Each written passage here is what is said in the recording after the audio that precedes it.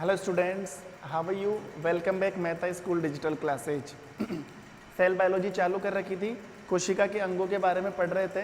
तो आज का जो सेल ऑर्गन है, जो कोशिका का अंग है, वो है रिक्तिका। और ये कितने नंबर का है? देखो, पहला माइटोकॉन्ड्रिया, फिर लवक, फिर गोल्जिका, सॉरी अंतःप्रद्रव्य जालिका, फिर गोल्जिका, फिर लाइसोसोम, और ये 6 नंबर पर रिक्तिका। तो आज की क्लास रहेगी कोशिका के एक महत्वपूर्ण ऑर्गन वैक्यूल्स के साथ, रिक्तिका के साथ। तो सबसे पहले बात करें इसकी डिस्कवरी की, तो इसकी डिस्कवरी किसने की थी? इसकी डिस्कवरी की डुजार्डीन नामक वैज्ञानिक ने। डुजार्डीन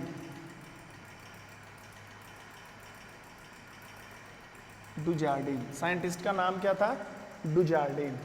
रिक्तिका एकल झिल्ली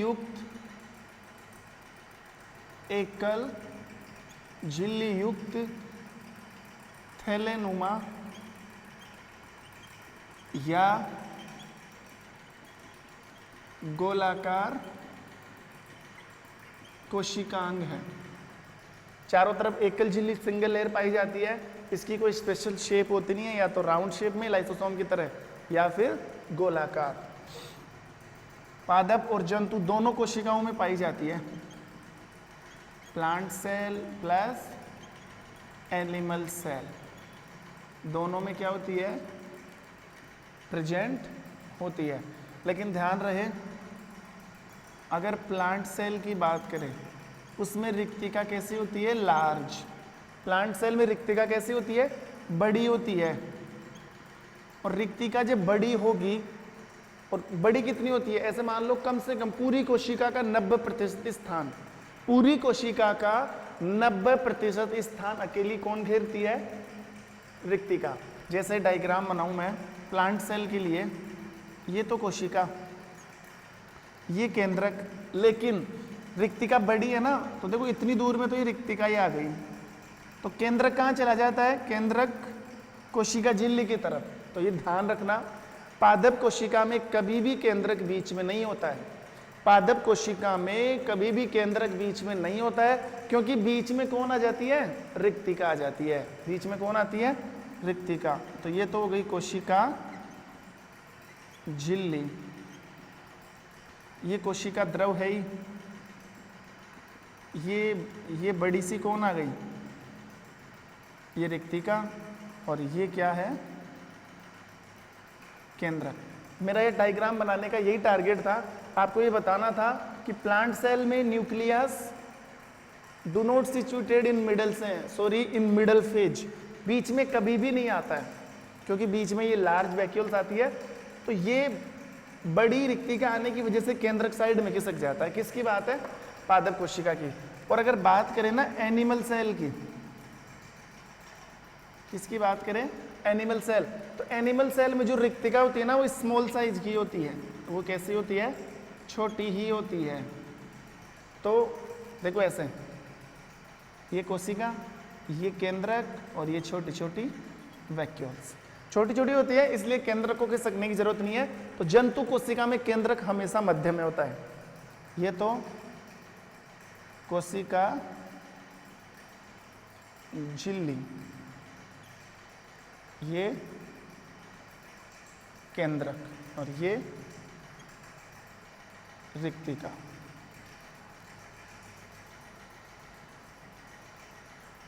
और ये इसके अंदर क्या भरा हुआ है? ये कोशिका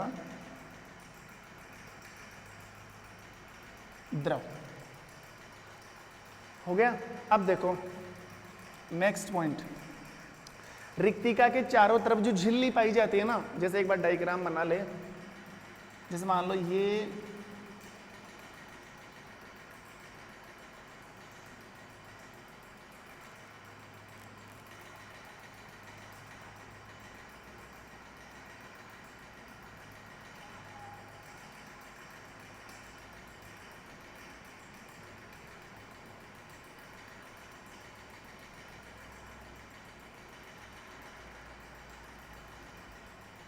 रिक्तिका है।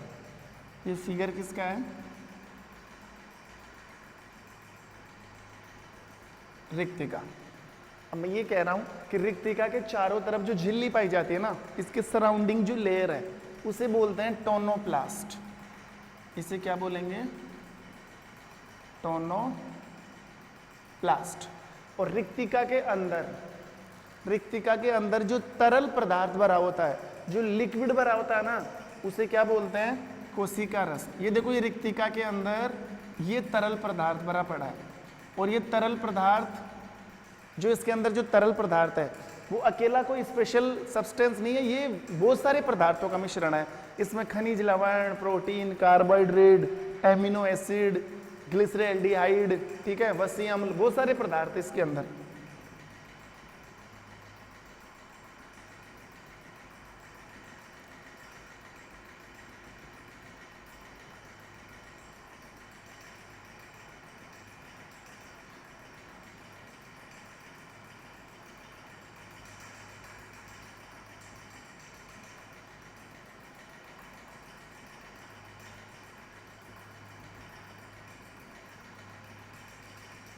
ये लो, रिक्तिका के अंदर ये जो तरल पदार्थ भरा है इसे बोलते हैं कोशिका रस,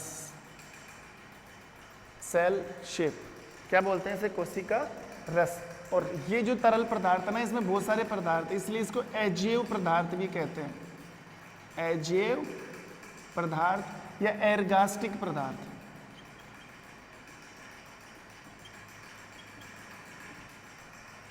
रिक्तिका के चारों तरफ जो झिल्ली पाई जाती है उसे तो क्या बोलते हैं? टोनोप्लास्ट। और इस झिल्ली के अंदर जो तरल पदार्थ भरा हुआ ना, वो बहुत सारे पदार्थों का मिश्रण है, जैसे एमिनो अम्ल है, वसी अम्ल है, प्रोटीन है, खनिज लवण है, जल है, शर्करा है, या बहुत सारे एंजाइम है। इन चीज़ों से मिलकर बना है, तो ये एक अजैव पदार्थ है। इसको अपशिष्ट पदार्थ भी कहते हैं। एक अजैव पदार्थ है, या इसको क्या बोल सकते हैं?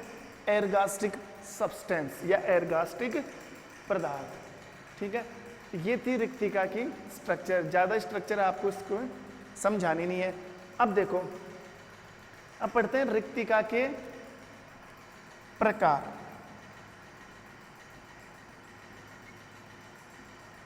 रिक्तिका के प्रकार। रिक्तिका कितने प्रकार की होती है? 4 प्रकार की। कौन कौन सी? देखो 4 प्रकार कौन से हैं।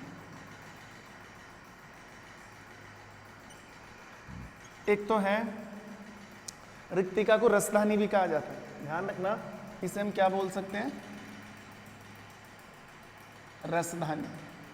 4 प्रकार की रसधानी होती है। एक तो सामान्य रसधानी, दूसरी संकुचनशील,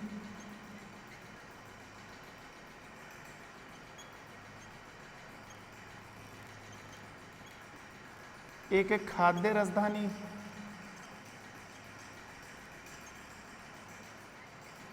और एक है वायु रसधानी।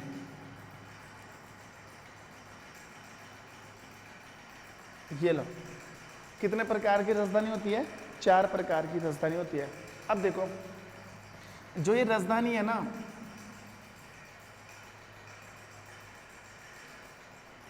ये रसधानी, ये सामान्य रसधानी है, विभिन्न प्रकार के पदार्थों का सांद्रण और नियमन करती है।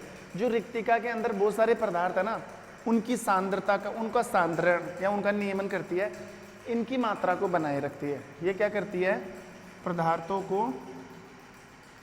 पदार्थों का सांद्रण एवं नियमन। सेकंड देखो, संकुचनशील रसधानी। संकुचनशील रसधानी क्या करती है?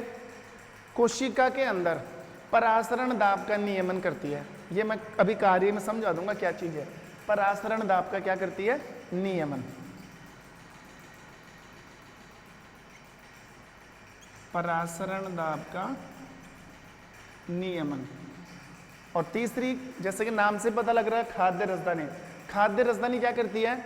इसमें विभिन्न प्रकार के पाचक एंजाइम पाए जाते हैं जो खाद्य पदार्थों का पाचन करती है। इसमें पाचक एंजाइम पाए जाते हैं, पाचक एंजाइम पाए जाते हैं जो खाद्य पदार्थों का पाचन करती है।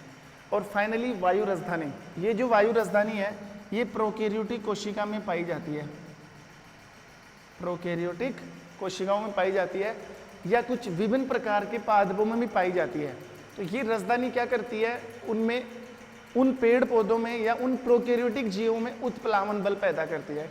जैसे कुछ जलीय पादप है, अब वो पानी में डूबे नहीं, वो पानी के ऊपर तैरते रहे। इसी कारण ये जो वायु राजधानी है ना, उनकी कोशिकाओं में एक एयर का स्पेस पैदा करती है, एक वायु का अवरोध पैदा करती है, वायु भरी होती है उसमें, जिससे वो पौधा अंदर डूब नहीं पाता और उस पौधे में एक बल तैयार हो जाता है। कौन सा? उत्प्लावन बल। वो कौन सी राजधानी तैयार करती है? वायु राजधानी। तो ये देखो, ये रिक्तिका की जानकारी, ये रिक्तिका के कौन सी कोशिका में कैसी पाई जाती है, ये रिक्तिका की स्ट्रक्चर और ये रिक्तिका के प्रकार। लास्ट का एक टॉपिक बच रहा है इसका, वो है रिक्तिका के कार्य, वो भी देख लेते हैं।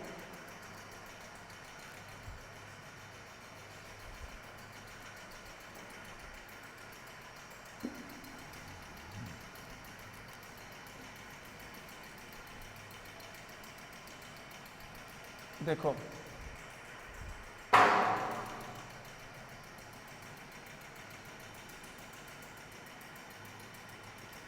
रिक्तिका के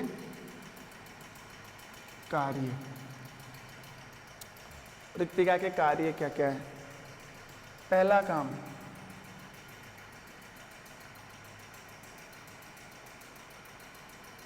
खाद्य पदार्थों एवं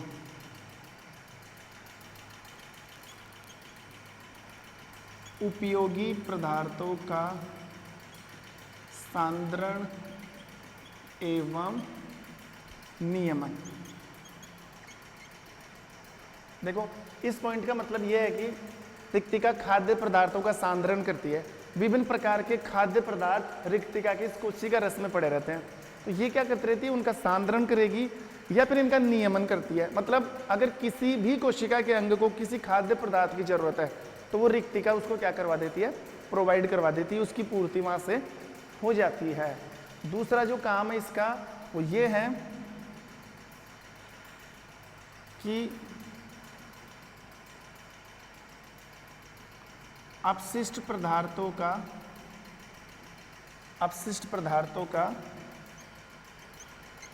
नियमन करती है,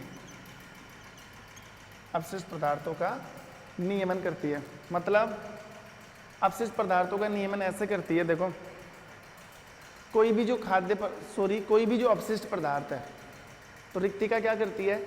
अगर उस अपशिष्ट पदार्थ की मात्रा कोशिका में ज़्यादा है और कोशिका के बाहर कम है, तो या उस अपशिष्ट पदार्थ की मात्रा बाहर से मेल नहीं कर पा रही, अपशिष्ट पदार्थ मान लो कोशिका से बाहर नहीं जा पा रहा है, तो रिक्तिका क्या करेगी? उस अपशिष्ट पदार्थ को कोशिका से बाहर निकालने में क्या करती है? हेल्प करती है। और ये चीज़ आपको तीसरे पॉइंट से समझ में आ जाएगी। ये जो तीसरा पॉइंट है ना, रिक्तिका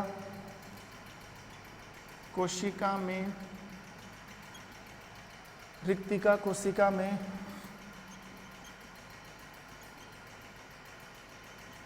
परासरण दाब बनाए रखती है, परासरण दाब बनाए रखती है। Very very important. देखो, परासरण दाब किसे कहते हैं? जो ऑस्मोसिस प्रेशर है वो किसे कहते हैं? परासरण दाब का मतलब है, देखो सुनना ध्यान से, एक बार यहां समझाता हूं ऊपर।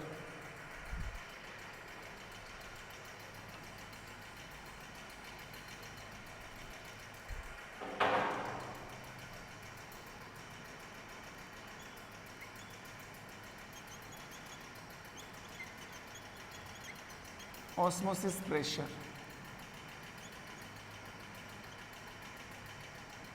समझना। अब जब टॉपिक आ गया तो पूरा ही बता देता हूं। परासरण दाब, परासरण दाब किसे कहते हैं? विलायक के कणों का उच्च सांद्रता से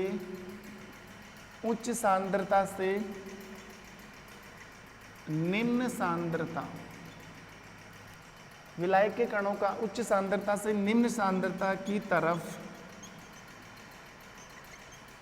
जाना परासरण कहलाता है। या अगर बात करें विलय की जगह विलय के कण ले लें, विलय के कणों का निम्न सांद्रता से उच्च सांद्रता की तरफ जाना। देखो अगर विलय के आप विलय के कण लेते हो ना, तब आपको बताना है उच्च सांद्रता से निम्न सांद्रता। अभी सब समझ में आ जाएगा, बस पढ़ते हुए चलो। विलय के कणों की बात करोगे ना तो निम्न सांद्रता से उच्च सांद्रता।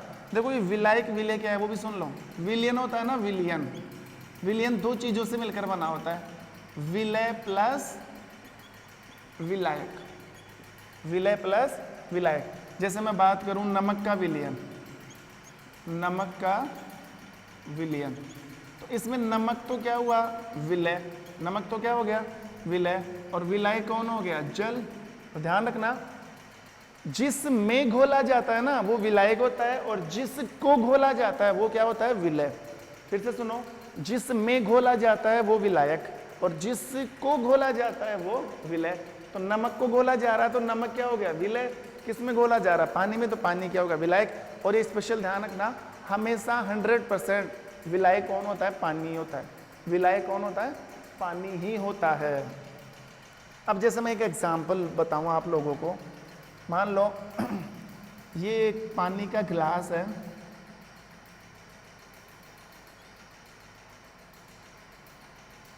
ये एक क्या है, पानी का गिलास है, इसमें आपने किशमिश डाल दी, क्या डाल दी, एक रेजिन डाल दी, एक किशमिश डाल दी। थोड़ी देर के बाद देखोगे किशमिश क्या हो जाएगी, फूल जाएगी।